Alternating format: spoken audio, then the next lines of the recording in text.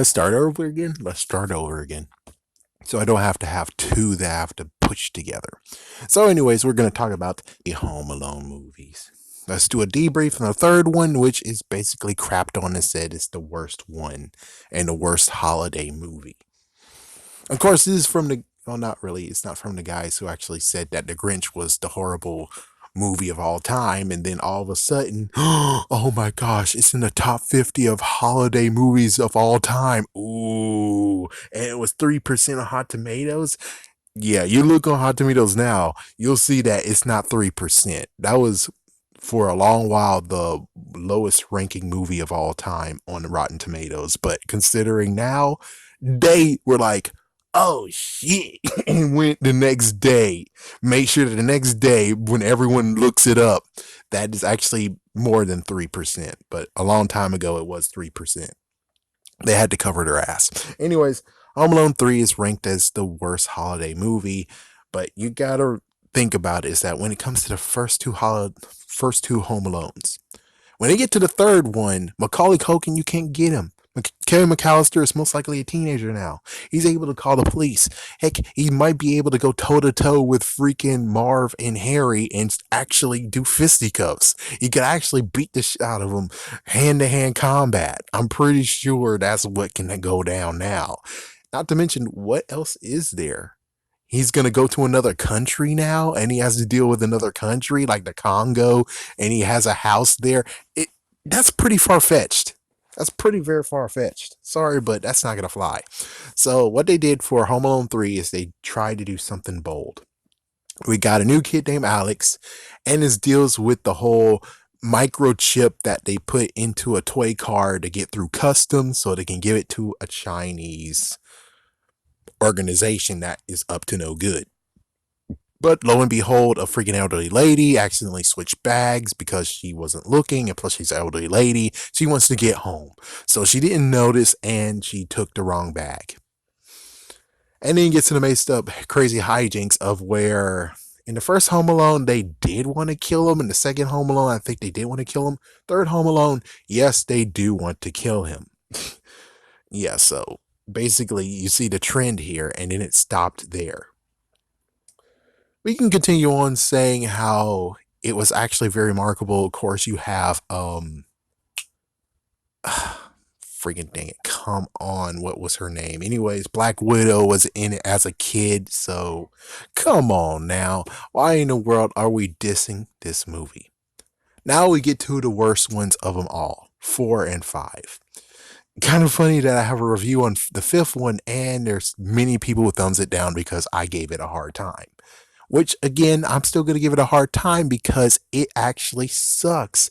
It has a horrible freaking idea. Maybe I'm corrupt. Maybe my justice radar is kind of screwed. Even so, I give it the freaking what exactly is going on in my thought on it, and people are like, oh, you're wrong. 11 people are like, oh, fuck you. No, you're wrong. Oh my gosh, no. So anyways, let's get to the fourth movie.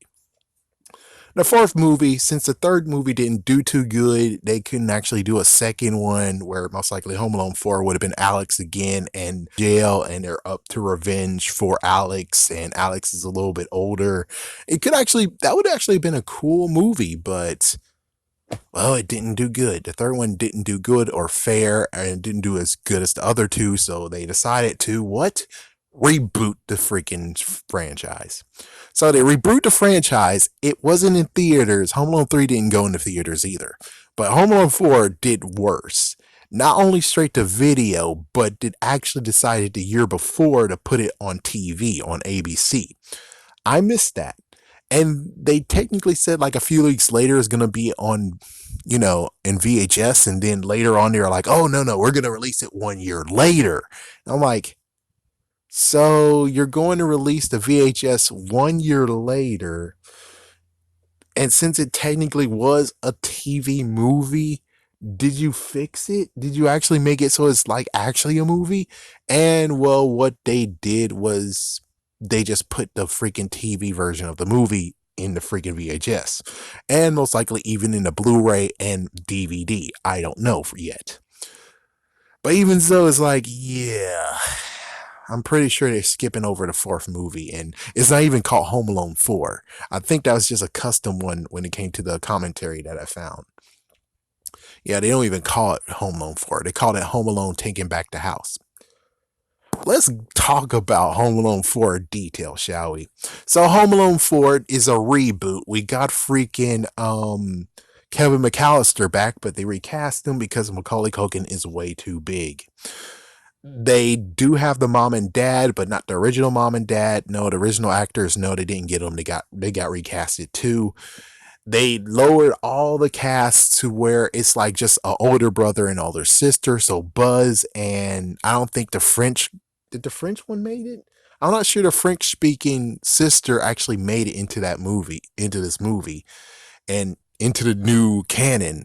So it was the other sister that was put into the movie. I don't know. I know that in the first two movies there was cousins and there was brother and sister or brothers and sisters. I'm not sure. They never really actually made sure I understand that part. But we know that Buzz is a character, and they of course recasted Buzz. Now, the interesting part about this version is that they do not live in a big house, they live in a small house. The mom and dad divorced each other, and the dad is dating a, let's say, business mogul, even though she's not a business mogul. I think she actually is part of the government, and she might actually be like international government because she was about to have a prince of another country. And this is where it gets to the amazing part of where, so she got this maid, and it's kind of funny. It's like she got this maid, and I get it that when it comes to maid and background checks, she might be fine. We don't know about the maid's freaking background, but they should have screened her anyways. Most likely squeaky clean, except her son is a bad guy. And just because your son is a bad guy doesn't mean you should actually get casted as, nope, she shouldn't be hired. But on the other hand, it's kind of like, yeah, but she should definitely not be around children, because if her son was raised and he's bad, then I'm pretty sure she will be bad with the kids as well. So it's like, it's not really our job description to actually help out kids and take care of kids. So having Kevin there, eh. But she seemed nice, even though her son, yeah. And this is where it gets the crazy part of where they mixed up Harry and Marv. So in this new canon, Harry is actually Marv. Yeah, so Harry is the bushy one. From the first movie, Harry's the bushy one. I mean, sorry, Marv is the bushy one. Harry is the one that always had Joe Pesci. That's character. That was actually Harry. So in this version, they kind of mixed it up to where now Marv looks like Harry for some reason. He lost all his hair and he's not tall anymore, and he got a girlfriend, which, okay, sure, that's cool.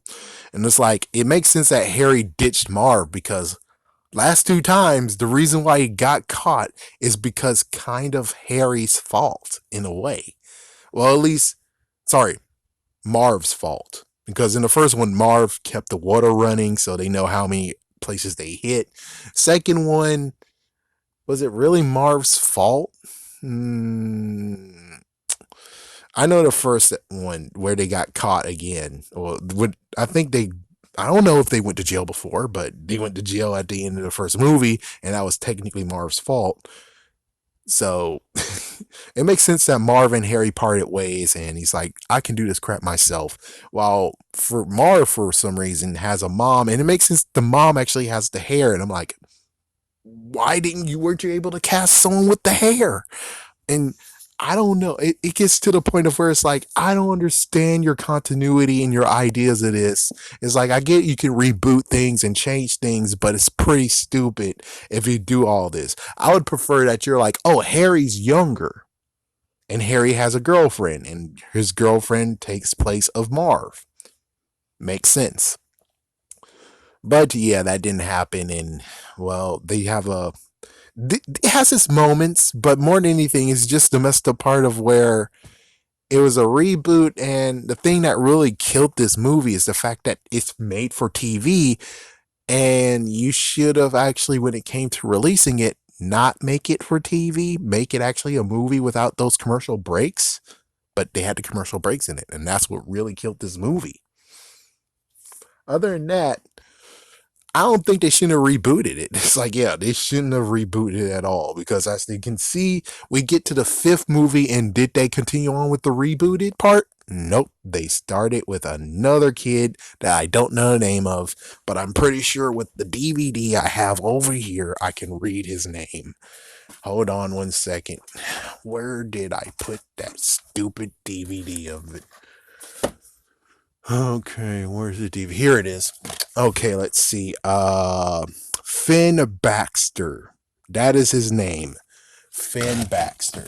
And I was thinking in the car, what are three good things I can say about this movie? Three things that was good out of this movie. Okay, number one was the gamer dude. It's like number one was the gamer dude, and the fact that they actually helped foot the bill for him to go see his family because he has no money. I think he actually might have been in college or something. Yeah, it's like he touched me in a way places that kids never touched me before. It's like, oh my gosh, like Schoolhouse Rock. And it's like, my goodness, why are you guys being perverts? He meant his heart.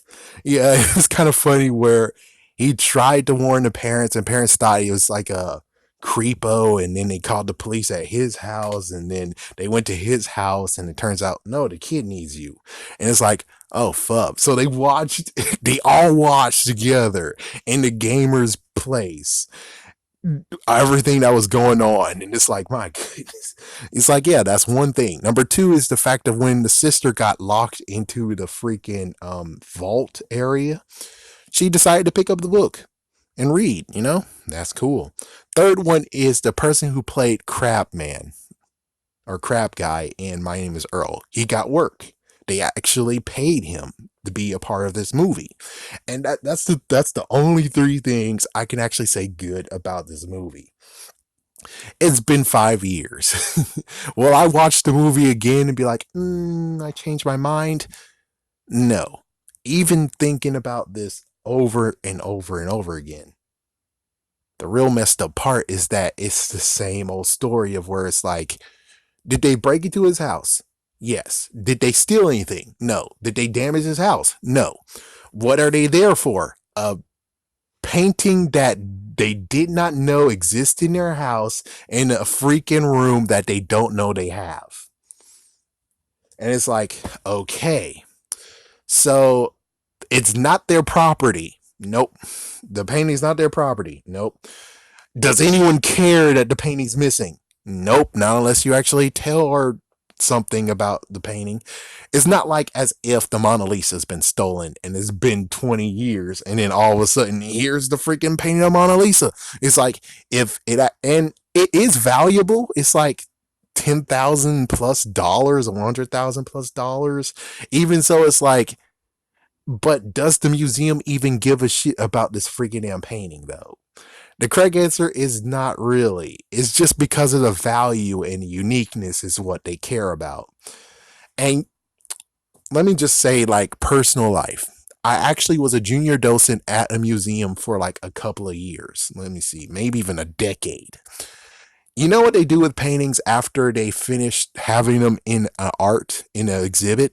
They usually either store it or send it off to be somewhere else. But the museum in this movie is going to keep the painting, which means that it'll just be sealed somewhere in storage versus what it's usually made for, which is something to be admired, something to be enjoyed. It's decorative. It's a symbolic thing. And the person that broke into the house that really wanted a painting in the first place, it has sentimental value because it is a painting of his ancestor. If we talk about it like this, it's like, okay, so why in the world did the police have to be involved? It's like, yeah, they're just stealing something that you didn't know you have, and it doesn't even belong to your ass. It doesn't belong to them either, but even so, it's like, yeah, but I don't see a crime going on here. Not to mention that the freaking crab guy, which is not his name in this movie, he's able, because think about it.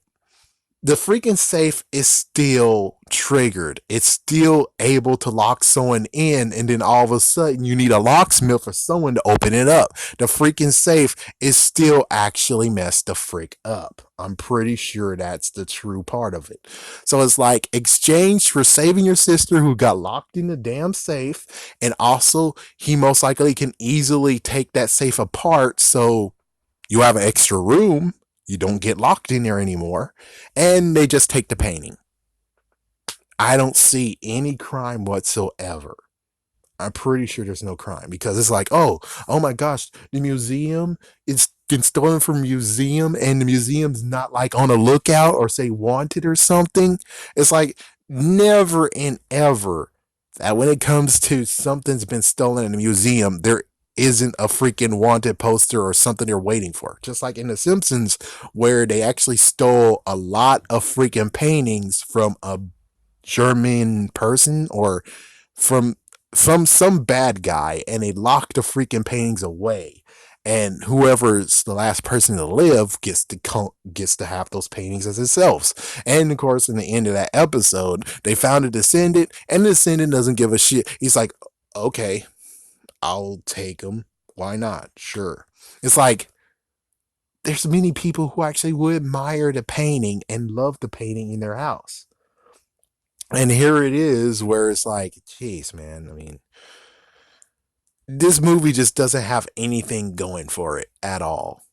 I mean, it makes sense of if they actually, it's like, for instance, if they actually are like, we had a painting in our family for decades or for centuries and they brought it home in their place, and these three guys have been tracking them ever since they saw the painting being moved from their house and wherever they were from to there. Okay, now that is a good ball game where it's like, okay, now the painting belongs to the family, and the kid has to defend it, even though, let's just say, the kid doesn't even care about the painting. But now, since the painting actually is getting stolen, he now sees a reason why he should care about the painting and see the value of the painting. Now, that would actually be a better movie than this crap of where, oh, look at that. They're trying to steal a painting that you didn't even freaking know in a room that you didn't even know existed. And what's worse is that if anyone actually stupid enough to go in that freaking room again, which I think it might be locked, but considering the police, considering they got stuck in the place anyways, I'm pretty sure they at least get them out. They at least got them out and got them arrested. Yeah, and it gets the kicker. The funny kicker is like, what's the reward that the freaking museum gave them for that painting? Tickets for annual tickets to their museum. Yeah, that's bullshit. We could even talk about like Home Alone 3. Home Alone 3 is the best one to talk about. It's like Home Alone 4, they didn't want to kill the kid. They want to kidnap the kid for ransom, and that's what their plan is. As for Kevin, did they want to kill the kid? No, they don't have a gun or anything, even though I'm pretty sure the mom might have done something. But as you can see, they took the kid and the security guard, threw them down in the wine cellar, and they didn't kill him. They were just going to take the kid and take the ambassador's son or the prince, whatever, and take him and ransom him. No murder involved. First three movies, murder is involved. The third movie, especially, where they were going to so kill that kid. They were going to kill that kid. Let me say that one more time. They were going to kill that kid. Three of them had guns. One person had a gun and a hand saw blade or some sort. So, yeah, the fifth movie, no one was going to kill anyone. They weren't going to kill whatsoever. They were just going to take the penny and go. None of them are killers. So it's like, so you want me to say that Home Alone 5 is better than Home Alone 3? As you can see, there is nothing here for Home Alone 5 to even say, oh my gosh, but they're totally bad guys. I, again, can't see anything after these 5 years The freaking movie falls flat on his butt. Or should I even say it in adult terms? It falls flat on his ass. It's nothing there to actually be like, oh my gosh, they upped the ante, oh my gosh, it's crazy. The only thing that happened that was messed up is that the freaking girl got trapped in the damn freaking safe. And she might die. But was that any of the bad guy's fault?